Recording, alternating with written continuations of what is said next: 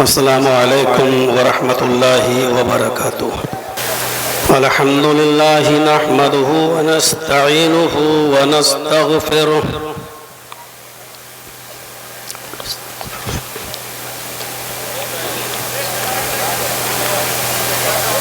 ونعوذ باللہ من شرور انفسنا ومن سیئات اعمالنا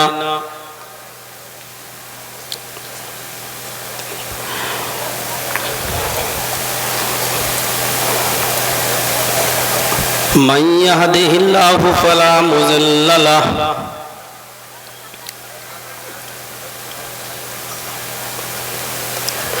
ومن يضلله فلا هادي له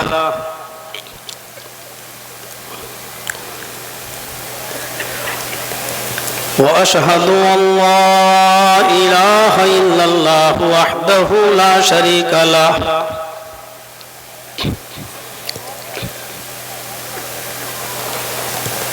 وأشهد أن محمدًا عبده ورسوله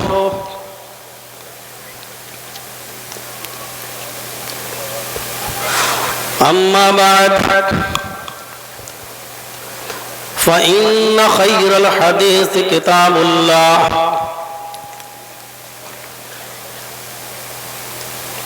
وخير الهدي هدي محمد صلى الله عليه وسلم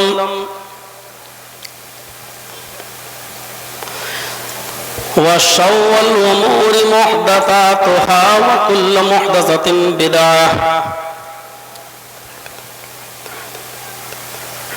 وكل بدعة ضلالة وكل ضلالة في النار۔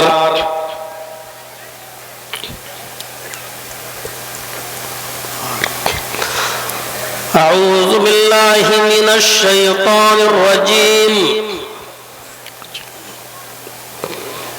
بسم الله الرحمن الرحيم۔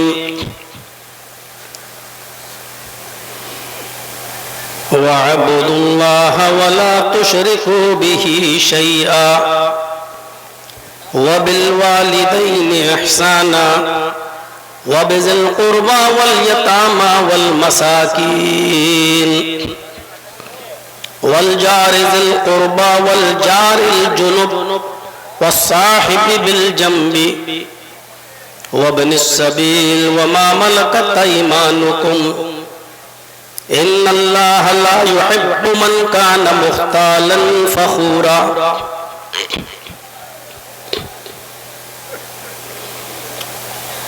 رب اشرح لي صدري ويسر لي أمري واحلل عقدة من لساني يفقهوا قولي۔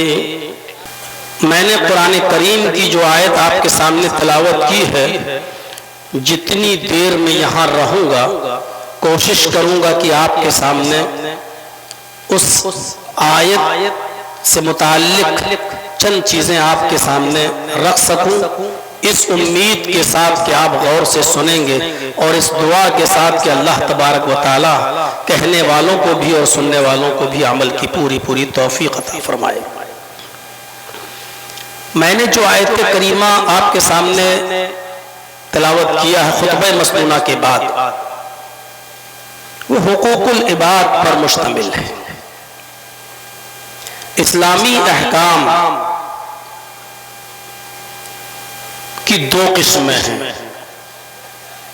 ایک کا تعلق حقوق اللہ سے ہے اور ایک کا تعلق حقوق العباد سے ہے۔ حقوق اللہ کی اپنی ایک حیثیت ہے، حقوق العباد کی اپنی ایک حیثیت ہے، اور پھر ایک بات کو گرہ باندھ لیجئے گا کہ حقوق اللہ میں اگر کچھ کمی ہو جائے، کوئی کوتاہی ہو جائے، کوئی سستی ہو جائے، کوئی غفلت ہو جائے، تو اللہ تبارک و تعالیٰ کو اختیار ہے، چاہے تو اپنے بندے کو اس پر سزا دے یا چاہے تو اپنے بندے کو اس پر معاف کر دے، نظر انداز کر دے۔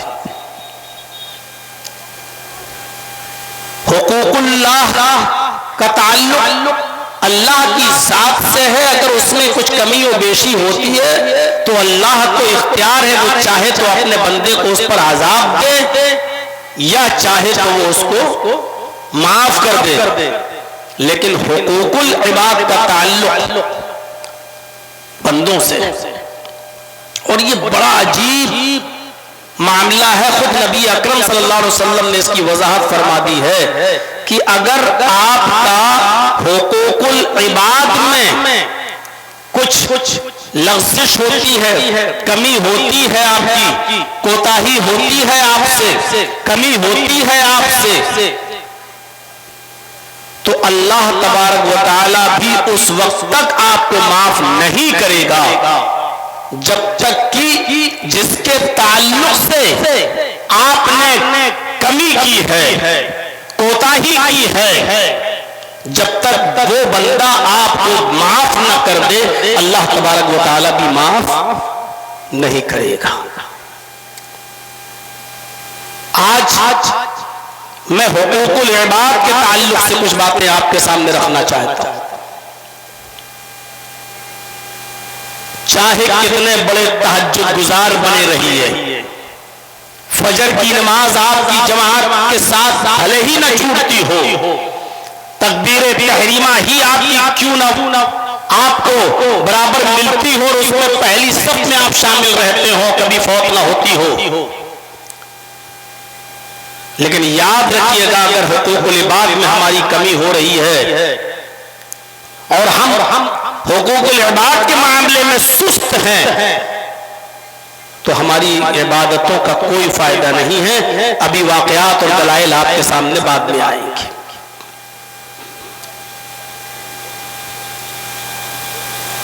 اس قرآن کی آیت کو پھر میں آپ کے سامنے رکھ رہا ہوں، اس کو سنیے اور اس کے ترجمے پر بھی غور کیجیے۔ وَاعْبُدُوا اللَّهَ وَلَا تُشْرِكُوا بِهِ شَيْئًا، اللہ کی عبادت کرو اور اس کے ساتھ کسی کو بھی ذرہ برابر شریک مت کرو۔ یہ ہو گیا حقوق اللہ۔ عبادت کا حق صرف اللہ کے لیے ہے، بندہ اللہ کے علاوہ کسی کی عبادت کر ہی نہیں سکتا، نہ اس کے لیے جائز ہے اور نہ ہی اس کے لیے اس بات کی اجازت ہے کہ وہ اللہ کے سامنے کسی غیر کے سامنے اپنا ماتھا ٹیکے اور کسی غیر سے فریاد کرے۔ ٹوٹل کلی جانی مالی ہر قسم کی جیسی بھی عبادت ہے وہ صرف اللہ تبارک و تعالیٰ کے لیے ہونی چاہیے۔ کلیئر کر دیا، وَاعْبُدُوا اللَّهَ، عبادت ہر حال میں اللہ ہی کی ہونی چاہیے، وَلَا تُشْرِكُوا بِهِ شَيْئًا، اور اس کے ساتھ کسی کو ذرہ برابر بھی شیئاً کچھ بھی شریک نہیں کرنا ہے۔ اس کے بعد آئیے وَبِالْوَالِدَيْنِ احسانا، والدین کے ساتھ احسان کرو، حسن سلوک۔ یہاں اللہ تبارک و تعالیٰ نے یہ نہیں کہا کہ اپنے ماں باپ کو کھانا کھلاؤ، یہ نہیں کہا کہ اپنے ماں باپ کو پانی پلاؤ، کسی خاص ایک نیکی کا حکم نہیں دیا بلکہ لفظ احسان استعمال کیا ہے۔ وَبِالْوَالِدَيْنِ احسانا، اپنے والدین کے ساتھ احسان کرو، اور احسان ہر نیکی کو شامل ہے۔ آپ کے باپ چلنے پھرنے سے عاجز ہیں، اٹھ نہیں پا رہے ہیں، چل نہیں پا رہے ہیں، خواہش ظاہر کرتے ہیں کہ بیٹا مجھے ذرا گھر کے باہر ٹھنڈی ہوا میں بٹھا دو، میں تھوڑا سا گھر کے باہر بیٹھنا چاہتا ہوں، میں تھوڑا سا گھر کے باہر کھلی فضا میں بیٹھنا چاہتا ہوں۔ اب بیٹے کی ذمہ داری یہ ہوتی ہے کہ وہ اپنے باپ کو اٹھائے، اس کو گود لے، اپنی پیٹھ پر لاتے اور ان کی خواہش کو پورا کر کے باہر کرسی لگا کر ان کو بٹھا دے۔ باپ بیمار ہے، اچھا سے اچھا اور بہتر سے بہتر ان کا علاج کرائے، بھوکے ہیں تو ان کو کھانا کھلائے۔ غرض یہ کہ نیکیوں کی جتنی بھی کیٹاگریز کوالٹیز ہو سکتی ہیں اور نیکیوں میں جو جو چیزیں شامل ہیں وہ ساری کی ساری احسان کے اندر شامل ہیں. وَبِالْوَالِدَيْنِ احسانا، اور اپنے والدین کے ساتھ احسان کرو. اور یہی احسان کے بعد واو عطفہ کے ذریعے اور بھی چیزیں پیش کی جا رہی ہیں. وَبِذِي الْقُرْبَى وَالْيَتَامَى وَالْمَسَاكِينِ وَالْجَارِ ذِي الْقُرْبَى وَالْجَارِ الْجُنُبِ وَالصَّاحِبِ بِالْجَنبِ وَابْنِ السَّبِيلِ وَمَا مَلَكَتْ أَيْمَانُكُمْ. اپنے قرابت داروں کے ساتھ احسان کرو. وَبِذِي الْقُرْبَى، اپنے قرابت داروں کے ساتھ احسان کرو. وَالْيَتَامَى، یتیموں کے ساتھ احسان کرو. وَالْمَسَاكِينِ، اور مسکینوں کے ساتھ بھی احسان کرو.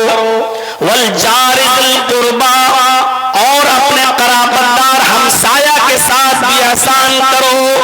وَالْجَارِ الْجُنُبِ، اجنبی ہمسایہ کے ساتھ بھی احسان کرو. وَالصَّاحِبِ بِالْجَنبِ، اپنی پہلو کے ساتھی کے ساتھ بھی احسان کرو. وَابْنِ السَّبِيلِ، مسافر کے ساتھ بھی اچھا سلوک کرو. حسن سلوک اس کے ساتھ بھی ہونا چاہیے. وَمَا مَلَكَتْ أَيْمَانُكُمْ، اور جن کے تم مالک ہو یعنی اپنے غلاموں اور ماتحتوں کے ساتھ بھی تم احسان کرو. وَالْجَارِ ذِي الْقُرْبَى، ہمسایہ قرابت دار. وَالْجَارِ الْجُنُبِ، اجنبی ہمسایہ. بعض مفسرین نے لکھا ہے ان پڑوسیوں کے ساتھ بھی احسان کرو جن سے تم آشنا ہو، جن کو تم جانتے ہو، جن سے تمہارے اچھے اثر و رسوخ ہیں اور جن سے تم ہر وقت اٹھتے بیٹھتے ہو، جن کے ساتھ جن کو تم پہچانتے ہو ان کے ساتھ بھی اچھا سلوک کرو.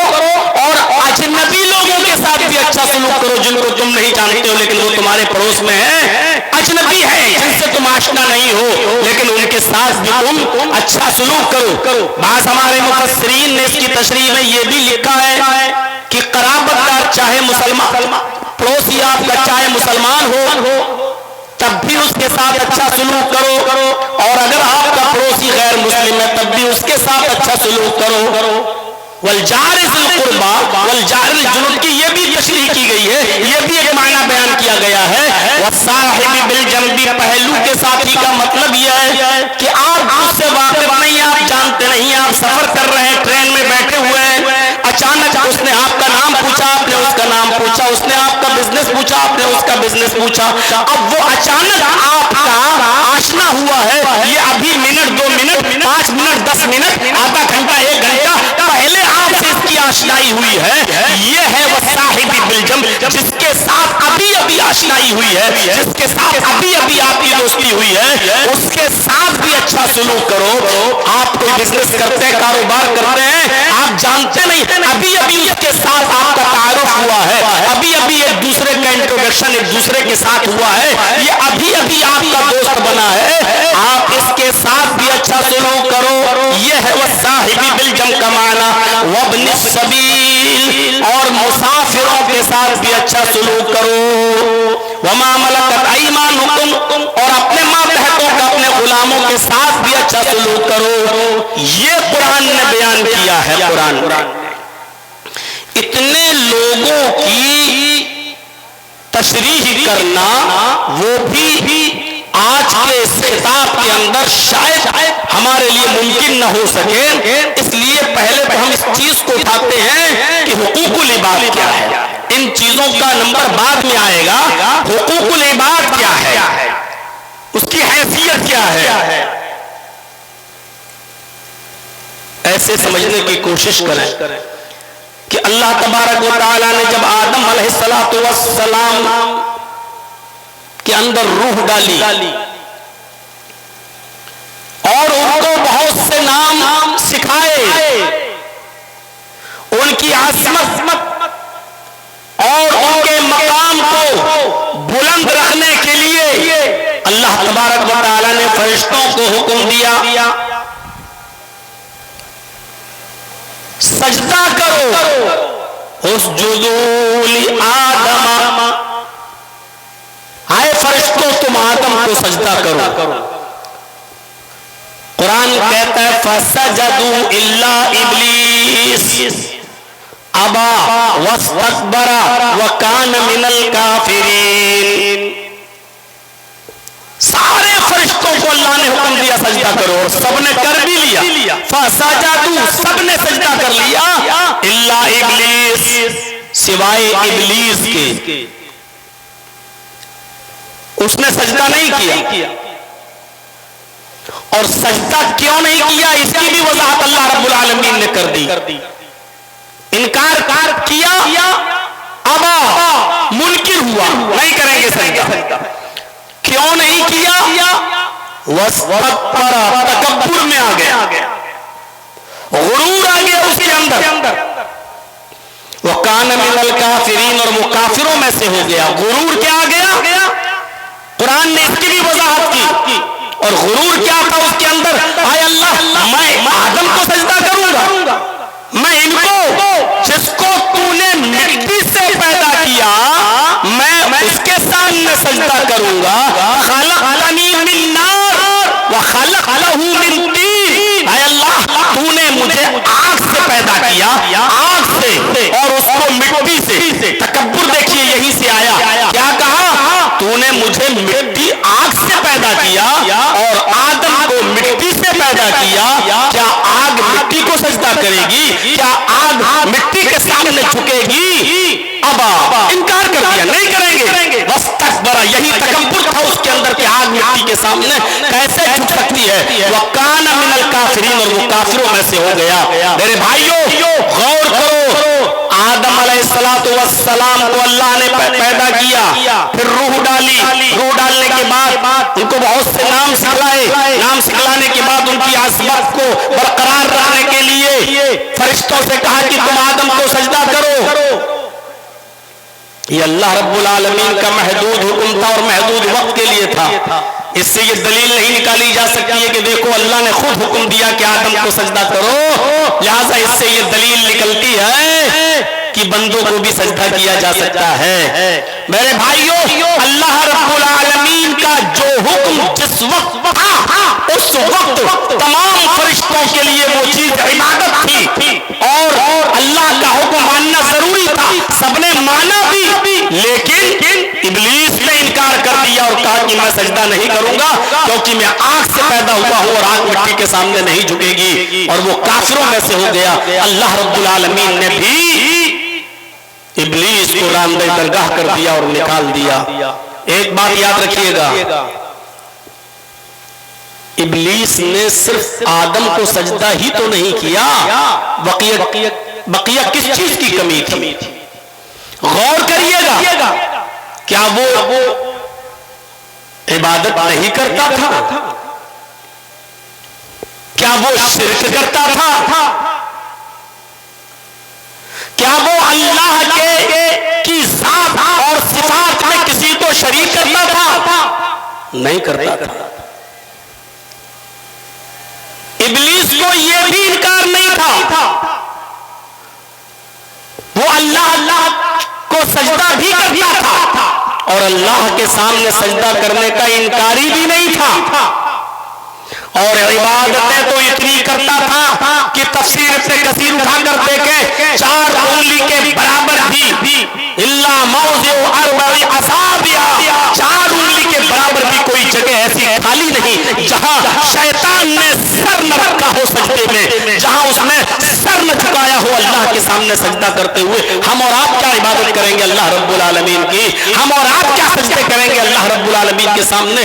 اتنے سجدے تھے ابلیس نے, اتنا وہ سجدہ کرتا تھا کہ ما فیہا موضع اربع اصابع, کوئی 4 انگلی کے برابر بھی کوئی جگہ ایسی خالی نہیں کہ جہاں اس نے سر نہ جھکایا ہو, سجدہ نہ کیا ہو عبادت. لیکن اس کے باوجود اس کو نکال دیا. اللہ نے کیا تیری ضرورت نہیں, راندہ درگاہ کر دیا. اے بڑے بڑے حاجیوں, نمازیوں, ساہوکاروں, چودھریوں, تہجد گزاروں, بڑی بڑی لمبی داڑیاں رکھ کر فجر کی نماز جماعت کے ساتھ پڑھنے والوں, لیکن اپنے بھائیوں کا حق مار کے کھا جانے والوں, ان پر ظلم کرنے والوں, شادیوں میں اپنی بیٹی کو 8-10 لاکھ کا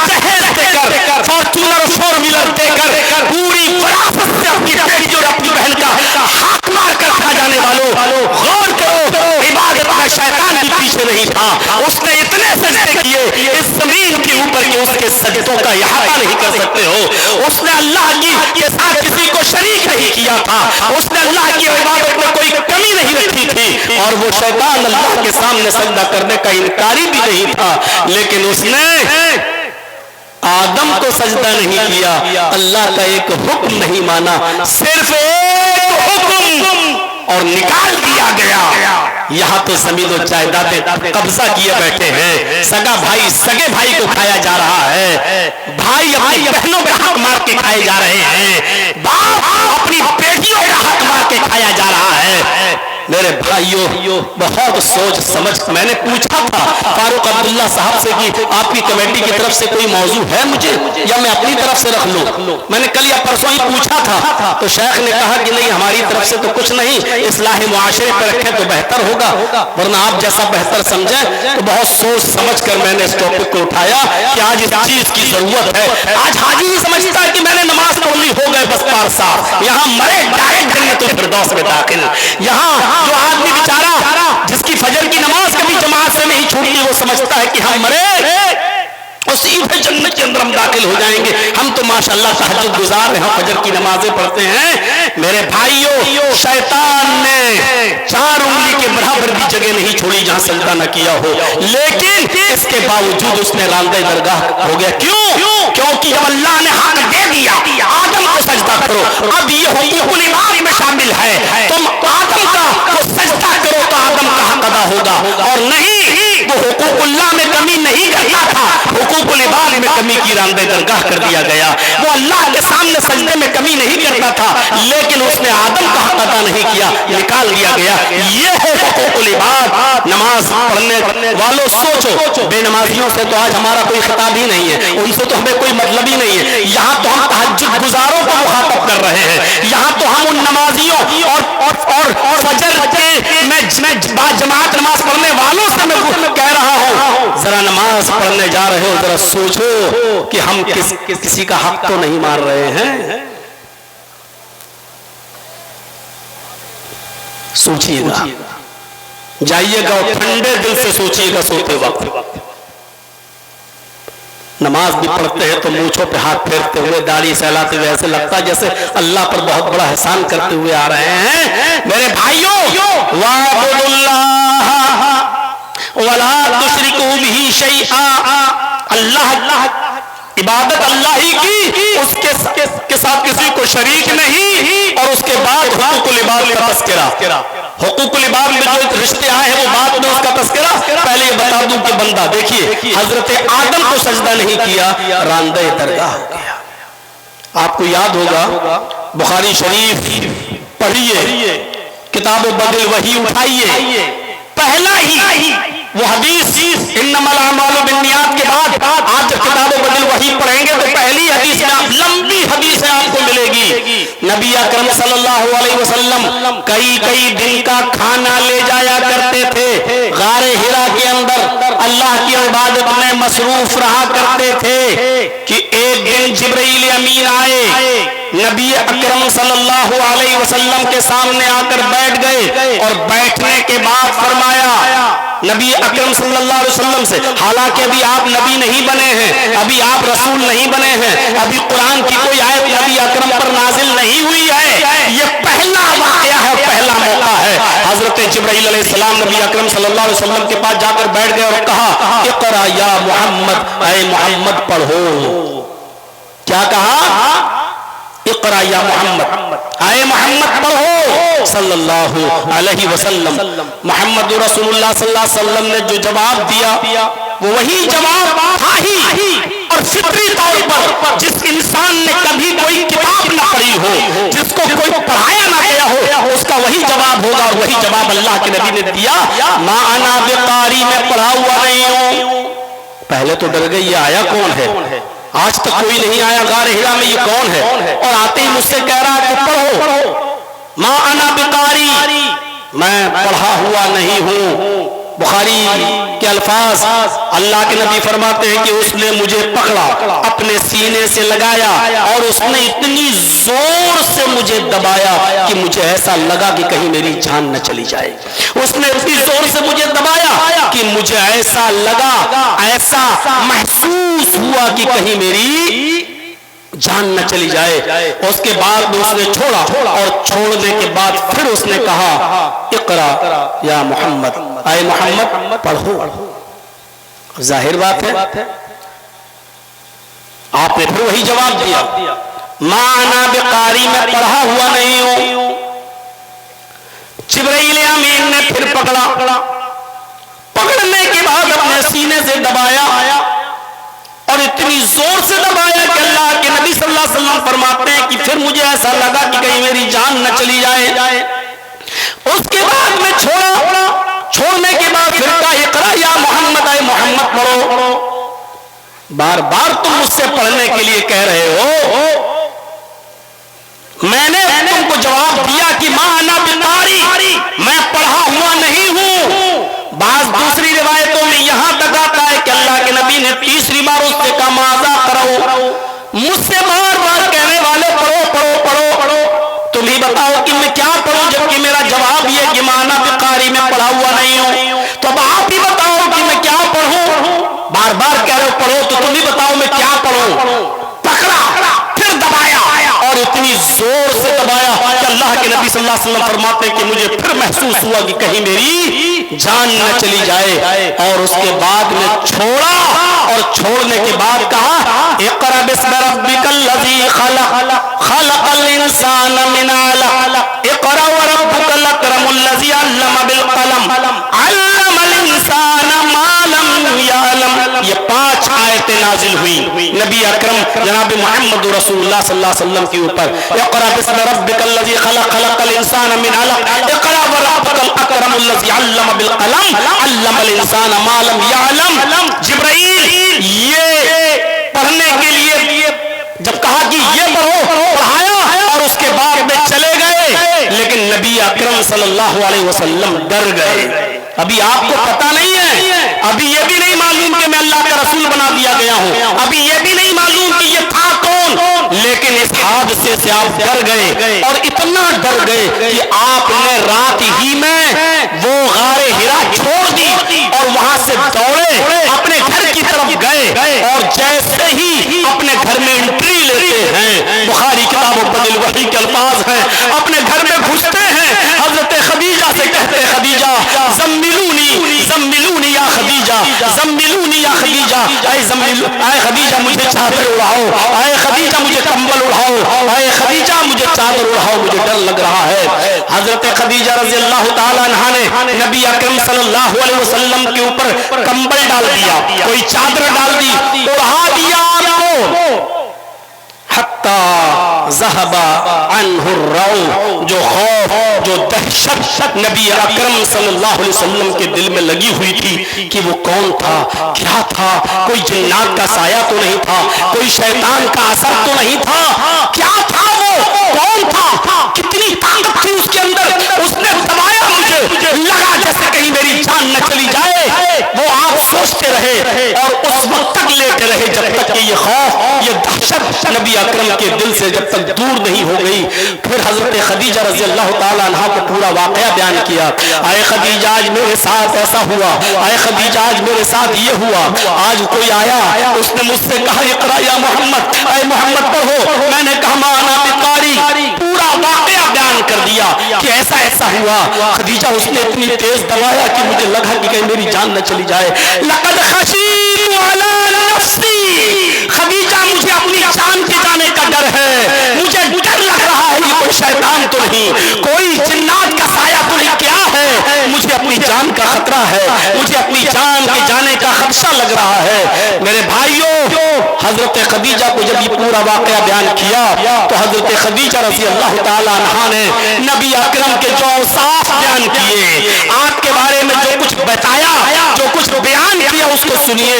فرمایا کلا واللہ لا یخزیک اللہ ابدا انک لتصل الرحم وتحمل الکلا وتکسب المعدوم وتقری الضیف وتعین علی نوائب الحق. میرے بھائیوں، یہ اوصاف حمیدہ بیان کی حضرت خدیجہ رضی اللہ تعالیٰ عنہ نے نبی اکرم کے یہ وصف، یہ وشیشتائیں، یہ اوصاف محمد رسول اللہ کے اندر اس وقت بھی تھے جب آپ نبی نہیں بنے تھے۔ میرے بھائیوں، پھر نبی بن جانے کے بعد، رسول بن جانے کے بعد آپ نے ان رشتہ داریوں اور ان حقوق کو کتنا ادا کیا ہوگا؟ جب رسالت سے پہلے، نبوت سے پہلے جب نبی اکرم کا یہ حال تھا، غور کرو، حضرت خدیجہ نے کہا نہیں، ایسا کیسے ہو سکتا ہے؟ آپ کو اپنی جان کا خطرہ کیوں ہے؟ آپ کیوں ڈر رہے ہیں؟ آپ کے اوپر کوئی جنات، کوئی شیطان کیسے حملہ کر سکتا ہے؟ نہیں، لا یخزیک اللہ ابدا، اللہ آپ کو کبھی رسوا نہیں کرے گا، اللہ آپ کو کبھی ضائع نہیں کرے گا۔ کیوں نہیں کرے گا؟ اس کا ریزن بتایا ہے، اس کی وجہ بتائی ہے، انک لتصل الرحم، آپ تو رشتہ داریوں کو جوڑتے ہیں، آپ تو قرابت داروں کا خیال رکھتے ہیں، آپ تو رشتہ داریوں کو ملاتے ہیں۔ رشتہ داریوں کو کاٹنے والوں سنو، یہ پہلا وصف حضرت خدیجہ نے بیان کیا، اور یہ نبی اکرم کے اندر پہلا وصف اس وقت بھی موجود تھا جب آپ نبی نہیں بنے تھے، جب آپ رسول نہیں ہوئے تھے۔ غور کیجئے، جس نبی کی تعلیم، جس نبی کا معمول یہ رہا ہو، عادت نبی بننے سے پہلے رشتہ داریوں کو جوڑنے کی رہی ہو، نبی بننے کے بعد اس نے رشتہ داریوں کے مقام و مرتبے کو کتنا بلند کیا ہوگا اور کتنا اونچا کیا ہوگا۔ انک لتصل الرحم، آپ تو رشتہ داریوں کو جوڑتے ہیں، وتحمل الکلہ، آپ تو بے کسوں کا بوجھ اٹھاتے ہیں، جو بوجھ سے دبا جا رہا ہے آپ اس کا بوجھ اپنے سر پر لاد لیتے ہیں اور اس کو اس کے گھر تک پہنچا دیتے ہیں۔ آج کے زمانے میں کوئی کر کے دیکھ لے، انسلٹ ہو جائے گی، اس کی عزت کا جنازہ نکل جائے گا، چیئرمین ہے صاحب علاقے کا، میں اس کا آدھا بوجھ اپنے سر پہ لاد کے اس کے گھر تک پہنچاؤں گا، عزت کا جنازہ نکل جائے گا۔ ارے ایسا کیسے ہو سکتا ہے کہ میں اس کا بوجھ اپنے سر پہ لادوں؟ تحمل الکلاب، تو بے کسوں کا بوجھ اٹھاتے ہیں، وتکسب المعدوم، آپ تو محتاجوں کو کما کر کھلاتے ہیں، آپ ان کے کام آتے ہیں، جو کمائی آپ نے کمائی ہے بکریاں چرا چرا کر، جنگلوں میں جا جا کر، کپڑا بیچ بیچ کر، آپ نے بزنس کر کے، پھیری کر کے، تجارت کر کے جو آپ کماتے ہیں، آپ محتاجوں پر وہ خرچ کر دیتے ہیں، آپ تو محتاجوں کو کھانا کھلاتے ہیں، آپ تو ان کو کما کر دیتے ہیں۔ وَتَقْرِ الضَّيْفَ، آپ کے اندر چوتھی خوبی ہے کہ آپ کے گھر سے کوئی مہمان بھوکا نہیں جاتا ہے، آپ تو مہمان نوازی کرتے ہیں، آپ خود بھوکے رہ جاتے ہیں لیکن مہمان کی مہمان نوازی میں کمی نہیں آنے دیتے۔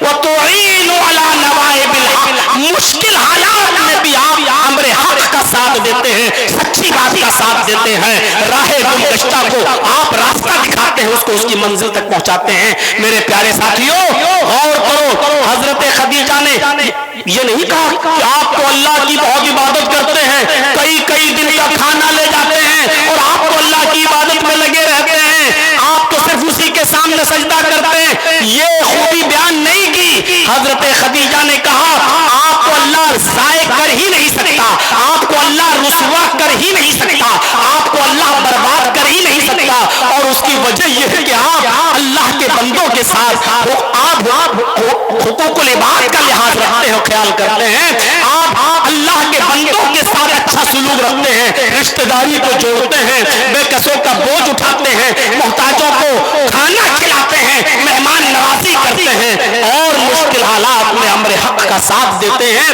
یہ خوبیاں آپ کے اندر ہیں، تو پھر آپ کو اللہ برباد کیسے کر سکتا ہے؟ آپ کو اللہ ظاہر کیسے کر سکتا ہے؟ میرے پیارے ساتھیوں، اندازہ لگائیے، یہ ہے حقوق العباد۔